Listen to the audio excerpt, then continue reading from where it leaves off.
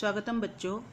आज के हिंदी वीडियो में आप सबको स्वागत करते हुए आज के हमारे विषय है हिंदी व्याकरण के एक प्रमुख विषय जो कि जिसका नाम है विशेषण। तो आज हम विशेषण की परिभाषा, भेद और उसके कुछ उदाहरण के बारे में आलोचना करेंगे। तो सबसे पहले आते हैं विशेषण किसे कहते हैं। विशेषण जो शब्द संज्ञा या सर्वनाम के विशेषता को बताते हैं उन्हें विशेषण कहते हैं। जो शब्द विशेषता बतलाते हैं विशेषण कहते हैं, और जिसकी विशेषता बताई जाती है उसे विशेष्य कहा जाता है। जैसे गोरा, काला, अच्छा, बुरा, सुंदर, मीठा, ये सब विशेषण है। आसमान का रंग नीला है, यहाँ पर नीला विशेषण है, लेकिन जो कि आसमान के विशेषता को बता रहा है। तो ये जो विशेषता है किसके बारे में बताया जा रहा है? आसमान के बारे में बताया जा रहा है, इसीलिए आसमान विशेष्य है। तो एक वाक्य में जो शब्द विशेषता बताता है उसे विशेषण कहते हैं, जिसके विशेषता बताया जाता है उसे विशेष्य कहा जाता है। और एक बार अच्छे से महत्वपूर्ण बिंदु विशेषण के बारे में जान लेते हैं।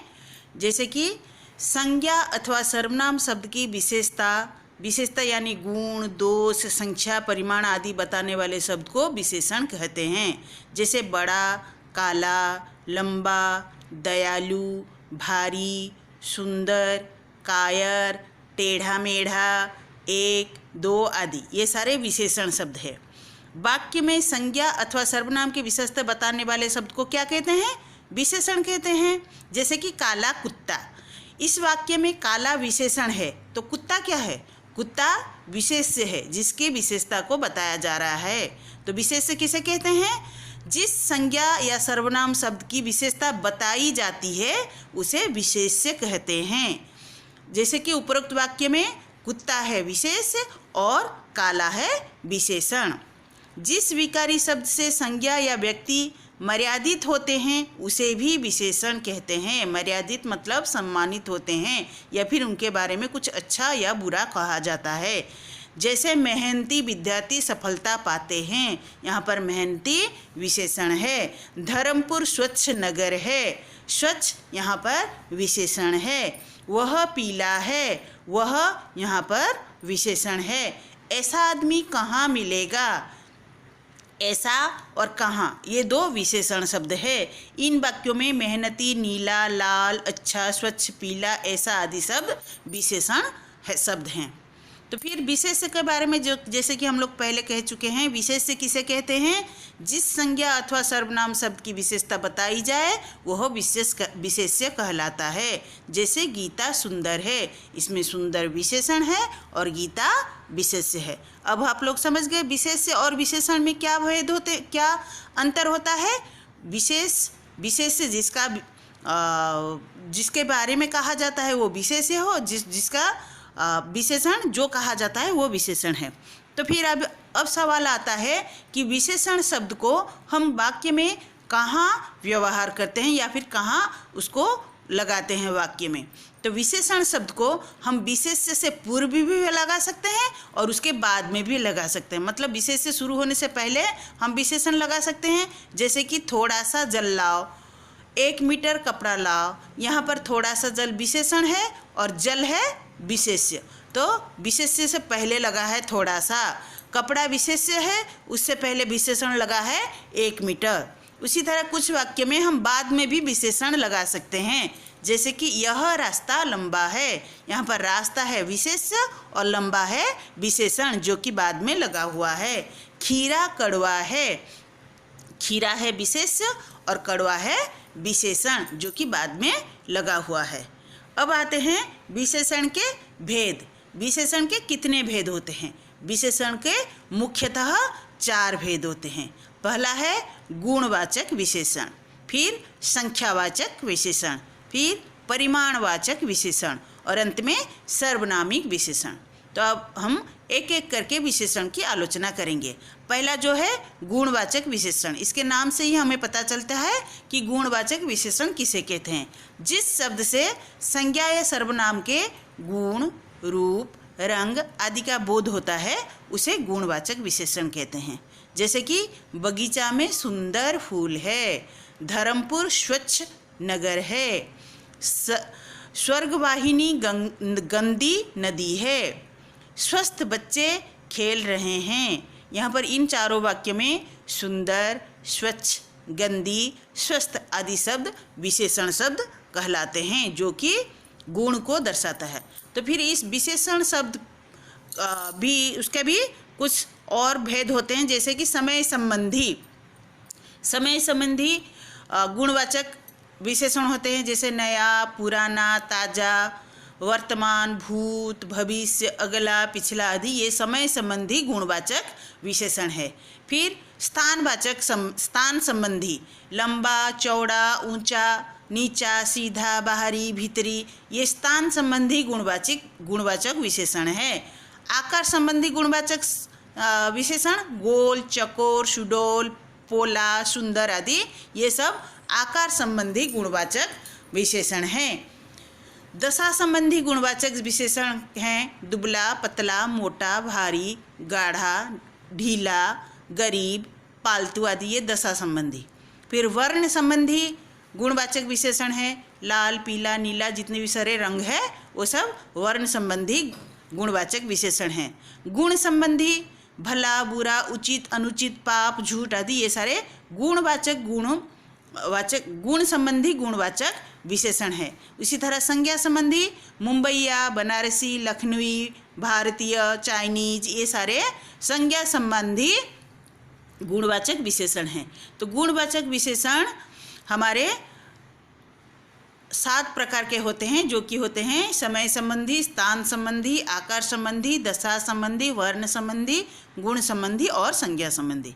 फिर आता है हमारा संख्यावाचक विशेषण। विशेषण का दूसरा भेद संख्यावाचक विशेषण।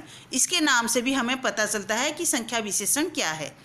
संख्यावाचक विशेषण जिस विशेषण में संज्ञा या सर्वनाम की संख्या का बोध होता हो उसे संख्यावाचक विशेषण कहते हैं। जैसे कि उदाहरण, कक्षा में 40 विद्यार्थी उपस्थित है।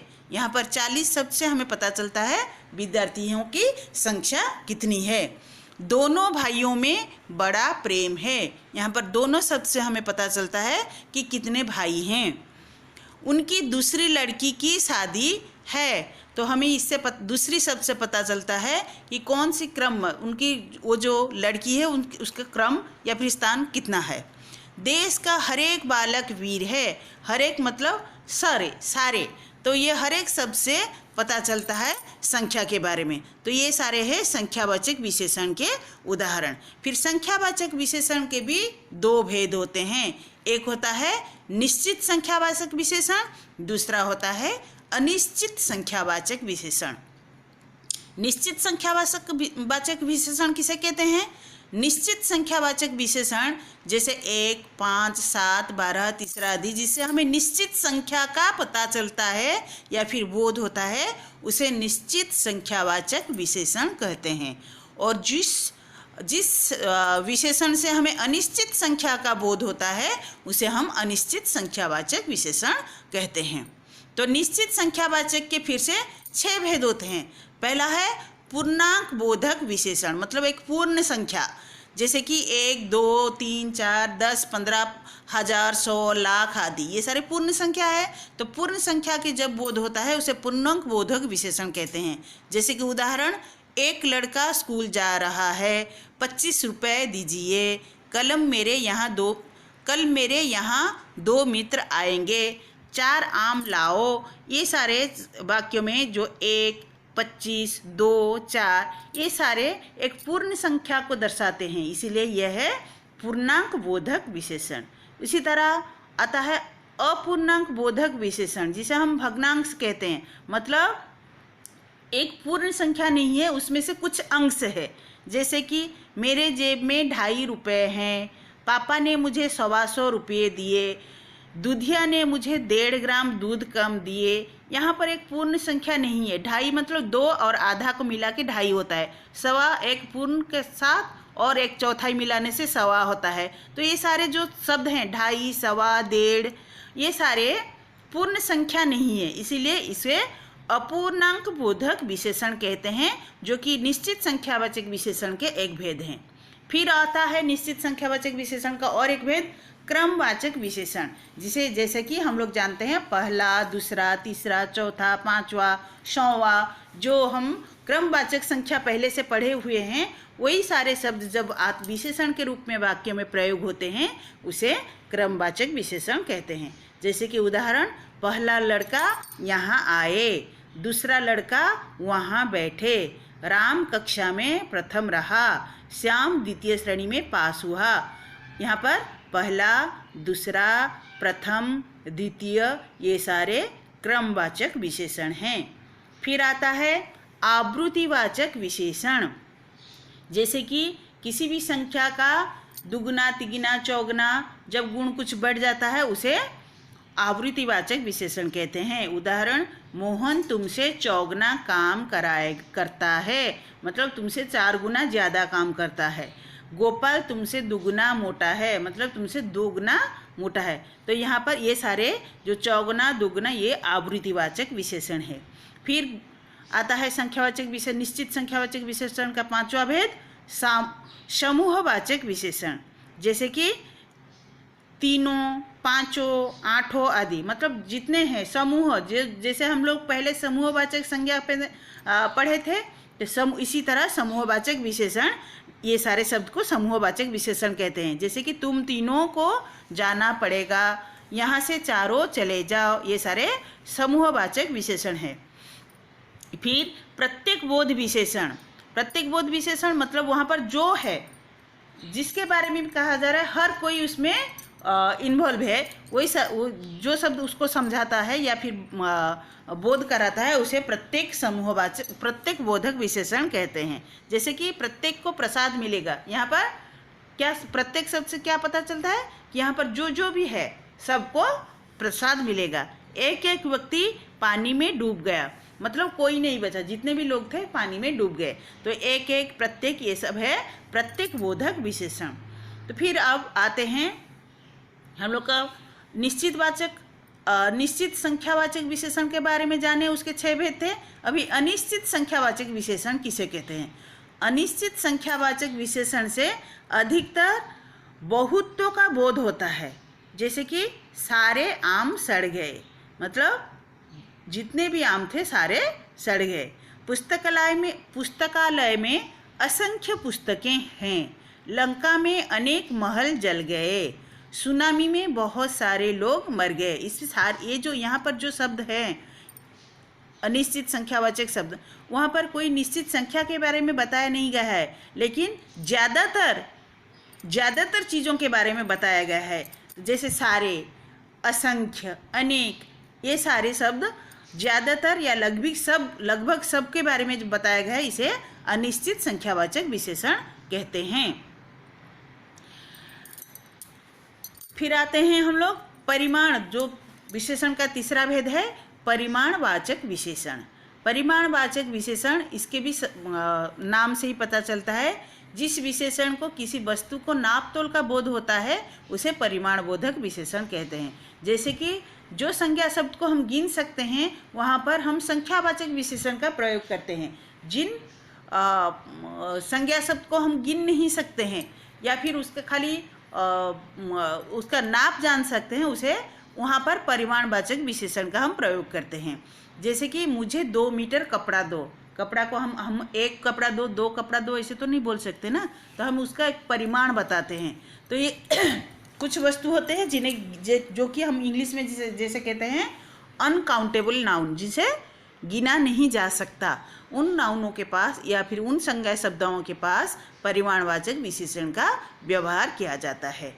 उदाहरण, मुझे 2 मीटर कपड़ा दो, उसे 1 किलो चीनी चाहिए, बीमार को थोड़ा सा पानी देना चाहिए। ये 1 मीटर, 2 मीटर, 1 किलो, थोड़ा पानी, ये सारे परिमाण को दर्शाते हैं। ये सब परिमाणवाचक विशेषण हैं।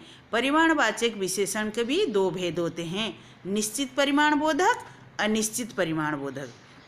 जैसे कि 2 सेर गेहूँ, 5 मीटर कपड़ा, 1 लीटर दूध, इसमें से हम निश्चित हो जाते हैं कि कितना चाहिए। तो इसीलिए 2 सेर, 5 मीटर, 1 लीटर ये सारे निश्चित परिमाणवाचक बोधक विशेषण हैं। तो और कुछ परिमाण जैसे कि होता है थोड़ा सा पानी, अधिक काम, कुछ परिश्रम, इसमें परिमाण का पता नहीं चलता है, कितना परिमाण है पता नहीं चलता है, तो इसीलिए यह अनिश्चित परिमाण बोधक विशेषण है। अब अंत में आते हैं सर्वनामिक विशेषण की ओर। सर्वनाम, इसके भी नाम से पता चलता है, जो विशेषण सर्वनाम से बनता है उसे सर्वनामिक विशेषण कहते हैं। जब कोई सर्वनाम शब्द संज्ञा शब्द से पहले आए तथा वह विशेषण शब्द की तरह संज्ञा की विशेषता बताए उसे सर्वनामिक विशेषण कहते हैं। जैसे कि वह आदमी व्यवहार से कुशल है, यहाँ पर वह आदमी की विशेषता बताता है, यह एक सर्वनाम है और उसी आदमी के विशेषता के बारे में बतला रहा है, इसलिए यह सर्वनामिक विशेषण है। कौन छात्र मेरा काम करेगा, यहाँ पर कौन एक प्रश्नवाचक सर्वनाम है जो कि यहाँ पर विशेषण के रूप में व्यवहार हुआ है, यह प्रयोग हुआ है इस वाक्य में, इसलिए कौन यहाँ पर सर्वनामिक विशेषण है। पुरुषवाचक और निजवाचक सर्वनाम को छोड़कर बाकी सभी सर्वनाम संज्ञा के साथ प्रयुक्त होकर सर्वनामिक विशेषण जाने जाते हैं। हम लोग जानते थे सर्वनाम के 6 भेद होते थे, पुरुषवाचक और निजवाचक, ये दोनों को छोड़ के बाकी जो निश्चयवाचक, अनिश्चयवाचक, प्रश्नवाचक और संबंधवाचक, ये चारों के चारों सर्वनाम सर्वनामिक विशेषण के रूप में वाक्य में व्यवहार होते हैं। जैसे कि कुछ उदाहरण हम लोग यहाँ देख लेते हैं। जैसे कि निश्चयवाचक सर्वनाम से कैसे निश्चयवाचक सर्वनाम से कैसे सर्वनामिक विशेषण बनता है, यह मूर्ति, ये मूर्तियाँ, वह मूर्ति, वे मूर्तियाँ आदि। अनिश्चयवाचक कोई व्यक्ति, कोई लड़का, कुछ लाभ आदि। प्रश्नवाचक विशेषण से कैसे सर्वनामिक विशेषण बनते हैं, कौन आदमी, कौन लोग, क्या काम, क्या सहायता, ये सारे प्रश्नवाचक सर्वनाम से सर्वनामिक विशेषण में बदले हुए व्यवहार विशेषण के रूप में व्यवहार किए गए हैं। इसी तरह आता है संबंधवाचक विशेषण। तो संबंधवाचक सर्वनामिक विशेषण, जैसे कि जो पुस्तक, जो लड़का, जो वस्तु, ये सारे संबंधवाचक सर्वनाम से सर्वनामिक विशेषण में रूपांतरित हुए हैं। तो बच्चों, आज हम लोग क्या क्या पढ़े? आज पढ़े हम लोग विशेषण के बारे में जाने। आज के लिए इतना ही। विशेषण के बारे में कुछ प्रश्न और अर्धवार्षिक परीक्षा के लिए भी कुछ अभ्यास प्रश्न में आपको व्हाट्सएप में भेज दूंगी। आप लोग वो सब ज़रूर अपनी कॉपी में करके PDF करके मुझे भेजिएगा। आज के लिए इतना ही। धन्यवाद।